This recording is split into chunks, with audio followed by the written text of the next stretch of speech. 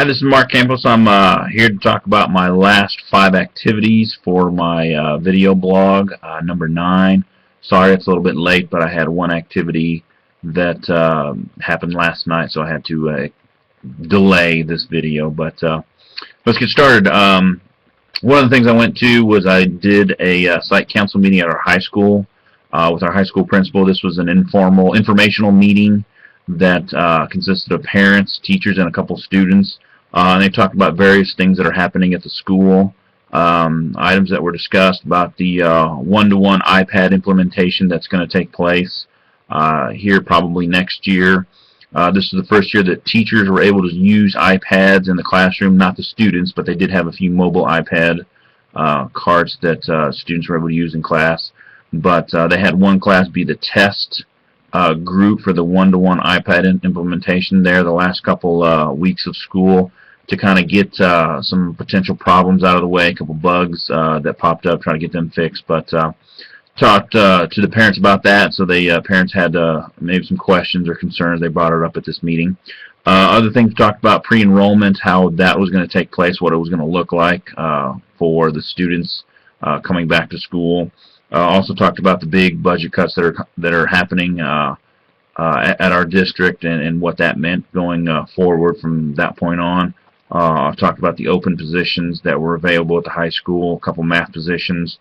Talked about the prom reports and a couple of spring activities that are going on right now. And the last thing I talked about was the schedule for finals week, how they're going to change things up a little bit. Kind of spread things out for the final 3.5 days for students that are going to need to be taking finals.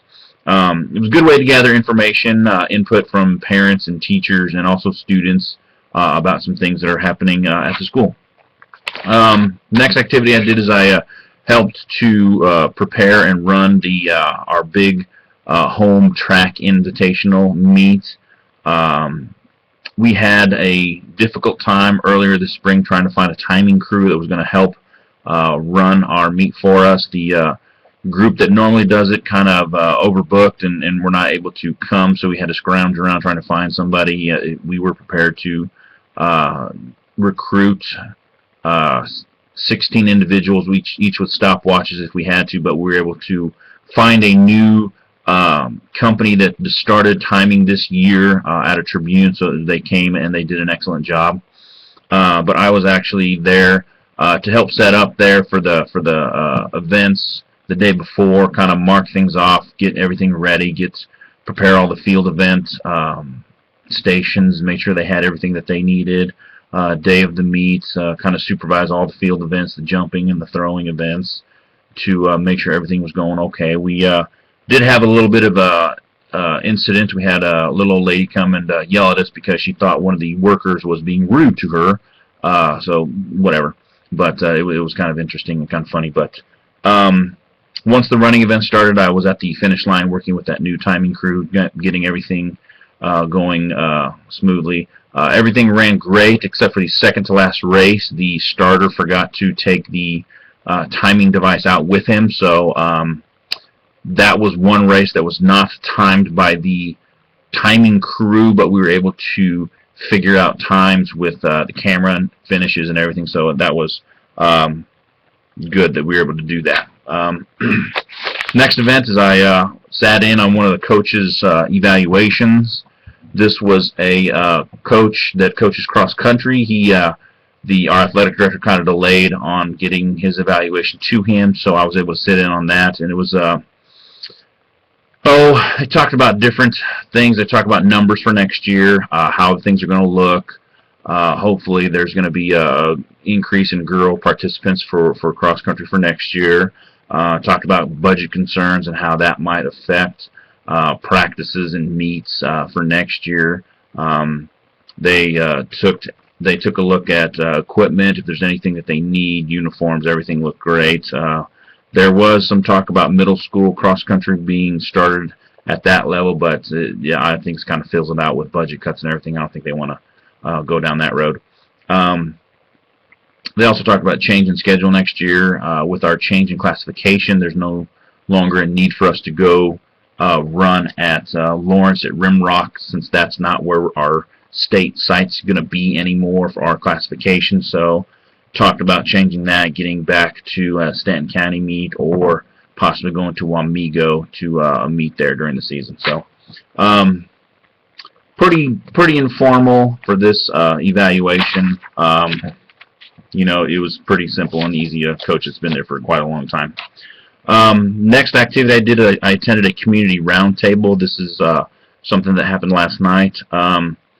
It was a way to discuss how to advance our community, how we wanted to see our future, and how we're going to progress into that, trying to take it to the next level.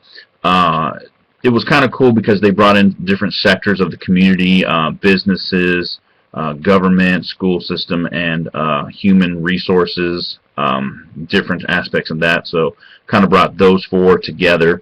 And it was kind of cool because one of the things we had to do was list the assets of our town, and the school district came up, our school system came up quite a bit, so that was kind of nice to know that our school system is viewed by the community as an asset to this town. We have a great working relationship with our community, so that's a reason why we think the community views the school system as a great asset. And it's a strong asset of the school district, is having that great tie with the community, since we're able to use a lot of our community members as volunteers for different activities and different things throughout the year. So it's kind of a good working relationship. So it was nice to see that the community sees how valuable our school system is in terms of the community. The last activity that I'm going to do for this practicum, I kind of started a little bit, but I'll probably continue it long past the completion of this class, is parent interviews. Our grade school principal is currently seeking her doctoral degree, and her project is she needs to, it's kind of a research project, and she's trying to see about the effects of parents and students who have birthdays in the summer of what is called academic redshirting. So what I need to do is I need to interview these parents that have students that whose birthday are in the summer, and kind of interview them, say, okay, what factors led you to entering your child early, you know, being the youngest one in his class, or late, being one of the older ones in his class, you know, and just kind of see if they notice any effects regarding their students, and like perceptions that the parents have about the progress that their students are making in the school district, in the school system. So this is something kind of interesting, you know, and I think it'll be good for me to know, because my son was born July 14th, so I guess it'll be good for me to kind of determine what will be our move, my wife and I's move, to if we want to put our son in class where he's going to be the youngest of his peers, or in a class where he's going to be the oldest of his peers. So this is kind of something that I think will be interesting for me to find out on a personal level about this academic redshirting. So those are my activities that I've done for this practicum class. Learned a lot this semester for this class, and I definitely enjoyed watching some of your guys' videos as well, and I hope you enjoyed watching mine. So thanks. Talk to you guys later.